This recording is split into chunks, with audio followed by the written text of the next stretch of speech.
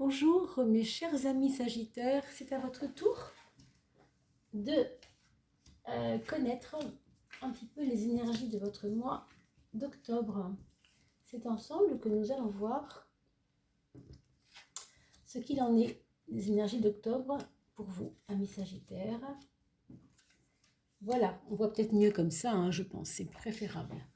Alors pour nous en tout cas, je vous souhaite bien sûr le bonjour et on commence par l'arcane de la lune sur l'ascendant. Alors, les maisons astrologiques, vous le savez maintenant, ça va de 1 à 12 et on a sur le 1, sur la maison 1, vous-même, eh bien, une énergie lunaire.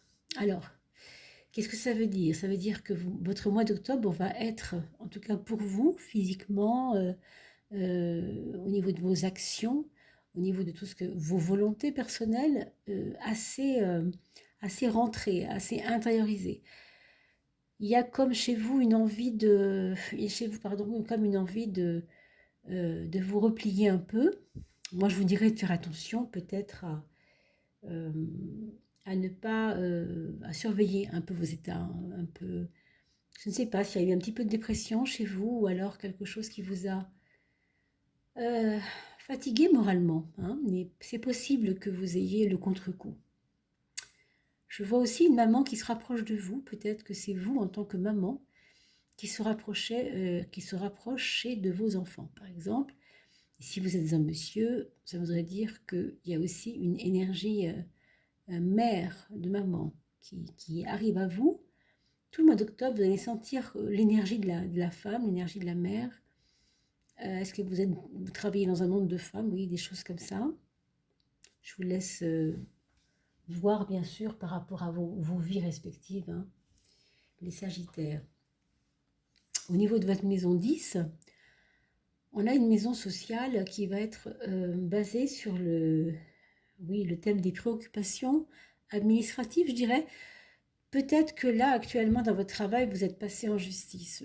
Rien, bien sûr, d'obligatoire, mais pour ceux à qui ça parle surtout, euh, à mon avis, vous devez pas vous préoccuper du tout, mais vous occuper vraiment bien de ça, parce que vous avez quand même des chances que ça marche. Simplement, il ne faudrait pas, par exemple, que vous laissiez juste le hasard faire les choses. Avec la carte de la justice, on vous demande de, faire ce qu'il faut.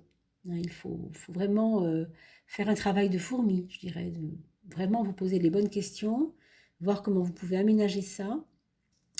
À un autre niveau, la justice nous indique des amis protecteurs, des amis aussi qui sont de bons conseils. Donc profitez-en, c'est toujours important d'être bien entouré en tout cas. Et puis pour certains autres, ça parlera de justice dans le domaine peut-être des dettes d'huissier que vous devez épurer, des choses qui vous ennuient. Mais quand ça touche la maison 10, c'est quand même un peu, je dirais pas le patrimoine directement, mais lié à des tracasseries, liées à quand même ce que vous avez autour de vous. Même socialement, il y a quand même une histoire d'image, et on a touché un peu à votre image, enfin, des choses de cet ordre-là, si vous voulez. On verra, on va creuser un peu plus. Alors, la maison 12 nous indique l'intériorité et le côté inconscient des choses.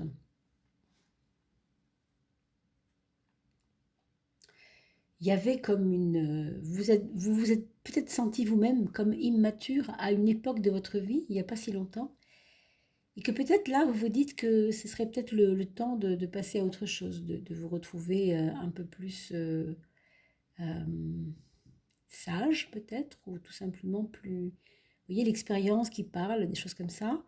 On dirait que ça vous... malheureusement, ça a tendance un petit peu, je dirais, à vous plomber, avec la lune. Alors, je sais que c'est un petit peu dur. Vous traversez sûrement des épreuves un peu difficiles. Avec vos enfants, peut-être aussi, c'est pas impossible. Bon, rien de certain, mais ça peut être ça. Ça peut être des épreuves de longue haleine qui maintenant, vous voudriez bien voir les choses se régler, quoi. Pour le mois d'octobre, vous êtes à la fois dans une, comment on pourrait dire, une impatience que ça se fasse, les choses se fassent, et en même temps un besoin de rêverie, un besoin de repli, un besoin de vous rapprocher des choses plus cool, plus douces, plus tranquilles, un besoin de méditer peut-être aussi. Moi, vraiment, je vous invite à profiter de ce mois d'octobre pour essayer de vous faire du bien, de vous asseoir un peu et de ressentir que vous êtes à la fin peut-être de quelque chose qui pourrait peut-être aller vers du nouveau, en tout cas quelque chose qui sort d'un état dépressif. Hein. Mais pour cela, vous devez avoir la tête sur les épaules et vous occuper de vos affaires, bien sûr. Ça va un peu ensemble. Mais à mon avis, on vous aide. Hein. Je ne sais pas, il y a des amis qui se rapprochent de vous, j'ai l'impression. Bon, le foyer est mouvementé, le foyer a des hauts et des bas. Bon, c'est des va-et-vient hein, là-dedans. J'ai l'impression que c'est pas facile pour vous tout le temps.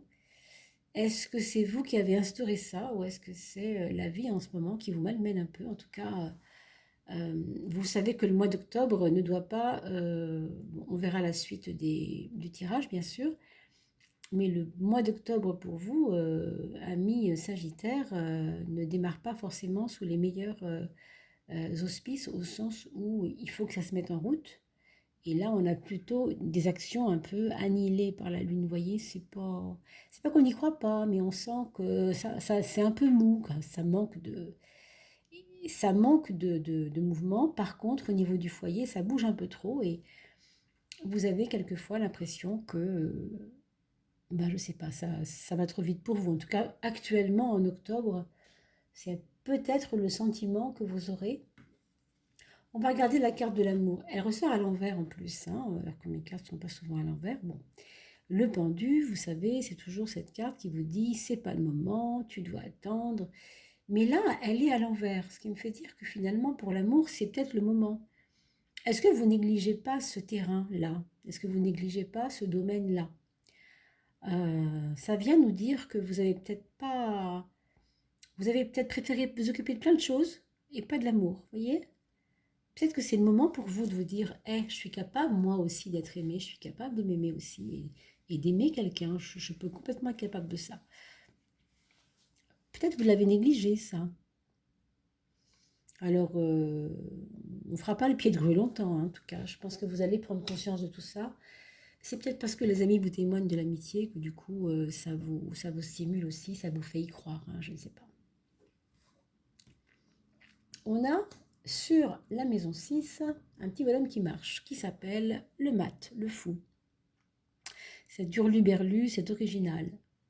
Bah écoutez, vous avez envie, en tout cas dans votre job, au niveau de votre façon de travailler, de méthode de travail, de foutre un petit coup de pied, comme on dit vulgairement, dans la fourmilière, c'est-à-dire peut-être de laisser tomber ce qu'on vous a inculqué,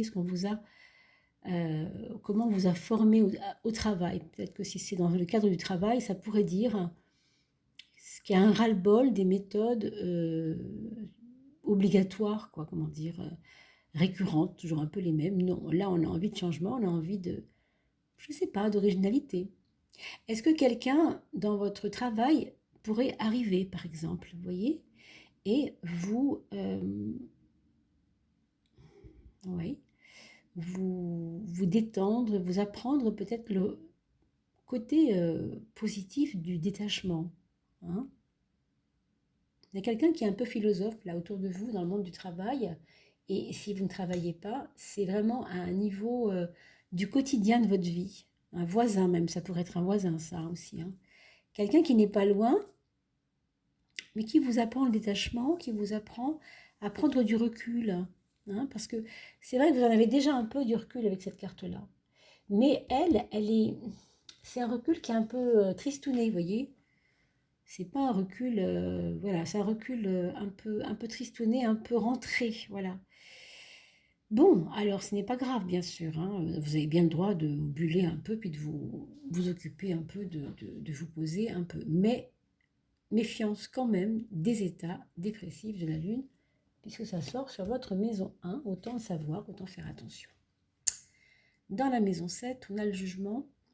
Bon, alors ça, évidemment, c'est jamais évident, hein, c'est les aléas de la relation humaine. On est toujours jugé, on se sent jugé. En tout cas, c'est vous dans votre, dans votre, dans vos relations sociales, vous allez quelquefois peut-être vous sentir incompris. Et en tout cas, bon, il va y avoir comme des désaccords, des dissensions quoi, entre vous, hein. Mais peut-être que c'est aussi le moment de se rendre compte que certaines personnes que vous aimiez beaucoup pourtant ne sont peut-être pas faites pour vous apporter le soutien dont vous aviez besoin. Là, on le voit qu'il y a des gens qui sont très rationnels autour de vous. Pas terre à terre, vous voyez, mais un côté carré, là, alors que les autres vous jugent, hein. Et ça, c'est aussi des choix à faire après, hein, de dire vers qui je vais. Est-ce que je vais vers des personnes qui me comprennent et qui même si elles ne sont pas d'accord avec moi, mais au moins qu'elles me font avancer, quoi. Ou alors, celles qui me critiquent sans que ce soit fondé, par exemple, parce qu'elles ne me comprennent pas, point.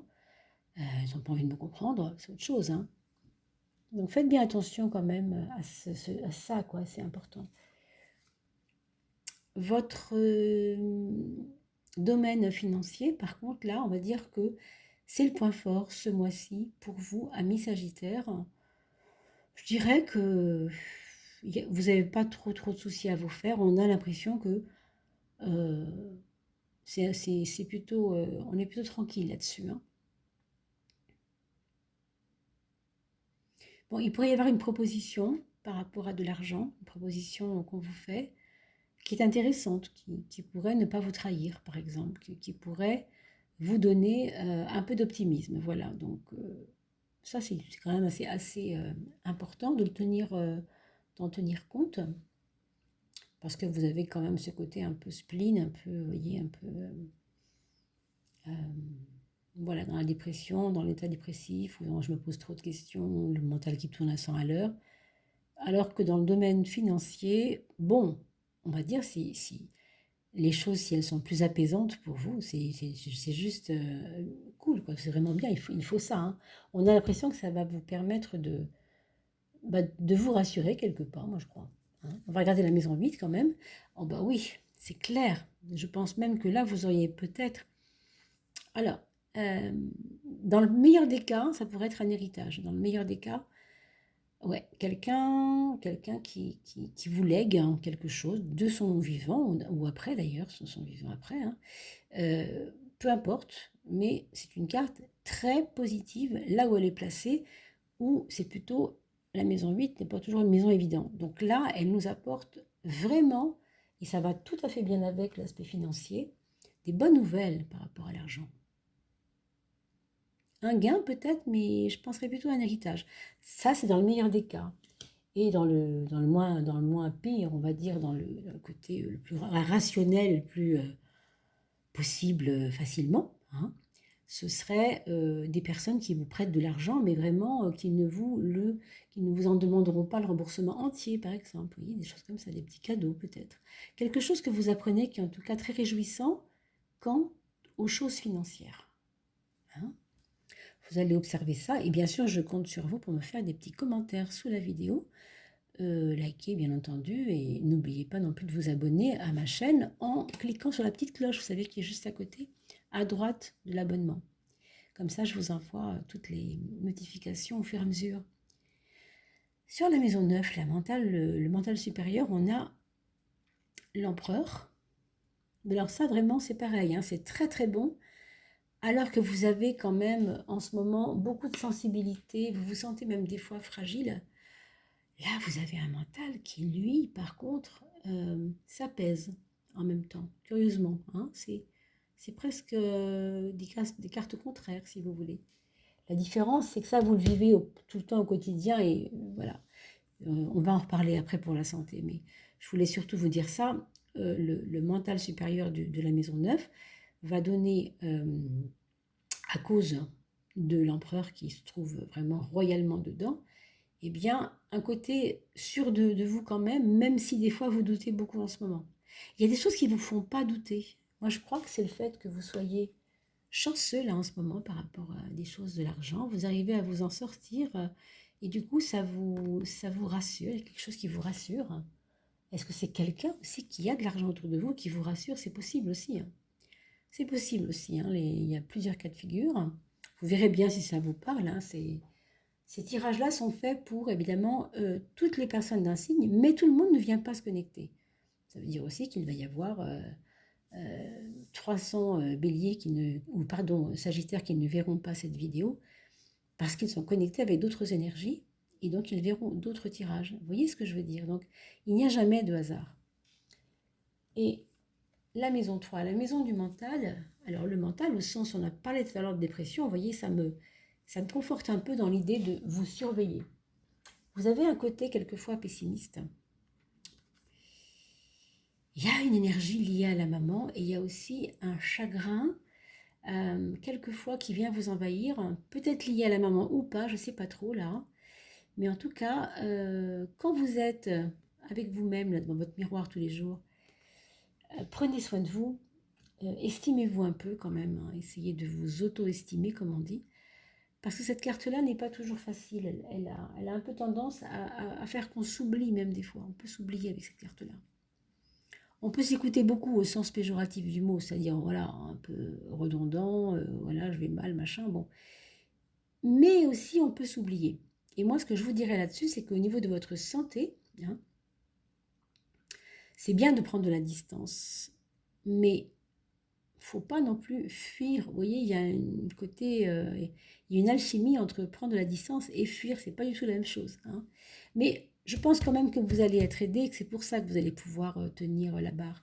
Parce que cette justice-là, en maison 10, elle vous remet droit, là, elle vous dit, hop, on y va, non, non, on ne se laisse pas aller, on y va, il faut y aller.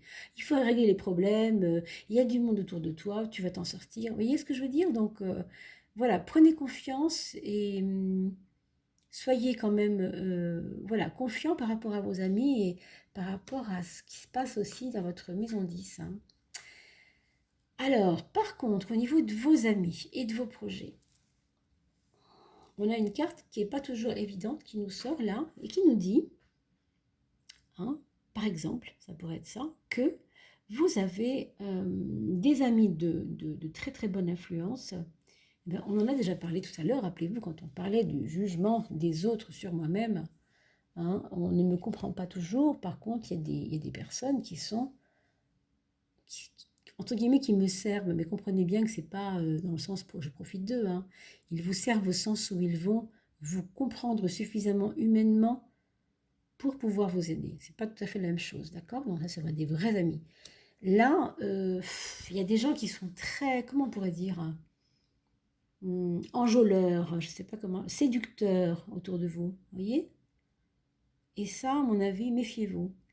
Il y en a qui auront des belles paroles, mais au niveau des actes, ça ne suivra pas toujours. Hein. Donc, ça se voit. Ça se voit parce qu'on a le mat sur la maison 6, la maison de la concrétisation, la maison rationnelle de la 6, hein, quand même. Hein. Puis, dis donc, c'est la fuite. Hein. Donc, ça peut être ça. Vous devez faire attention à de qui vous écoutez. Hein, ne vous laissez pas séduire. Hein. C'est important. Et dans tout ce qui vous projet, par exemple, ça peut être lié aussi aux amis, parce que les amis proposent des choses. Bon, autant certains sont de très bonne influence, vous voyez, au niveau de l'argent, par exemple, et on ne parle pas de projet, là, on parle vraiment voilà, pas de transaction, si vous voulez, mais d'arrangement plutôt pour l'argent. Autant là, bon, moi je me méfierais quand même de ne pas entreprendre trop de projets avec des gens dont vous savez très bien qu'ils iront pas loin, hein, parce qu'ils parlent bien, c'est sûr. Mais ça s'arrête peut-être là. C'est à vous de voir. Ok? Bon, j'espère que j'ai répondu à vos interrogations sur ce mois d'octobre, en vous souhaitant bien évidemment que ça se passe le mieux possible pour vous. Je vous souhaite un très beau mois d'octobre. Je vous dis à la prochaine fois, donc au mois de novembre. Et bien sûr, on se reverra sur les tirages à 3 choix. Vous savez, il m'arrive de faire, vous allez voir sur ma chaîne, j'ai traité la question de la colère. Si vous avez eu, il n'y a pas longtemps, ou même si vous avez en ce moment autour de vous des états colériques ou des personnes autour de vous qui sont assez difficiles avec vous et qui provoquent des colères en vous ou qui eux-mêmes sont extrêmement colériques, vous pouvez aller voir ce choix pour si ça répond à vos questions aussi, hein, sur le thème de la colère sur ma chaîne. Voilà, ma chaîne, c'est Oduli Tarot Jolie. Je vous dis à très vite. portez-vous bien et n'oubliez pas de partager, de liker et de mettre des petits cadeaux sur les murs Facebook en proposant par exemple le tirage de des signes de vos amis par exemple en cadeau. Merci beaucoup. Je vous dis à très vite.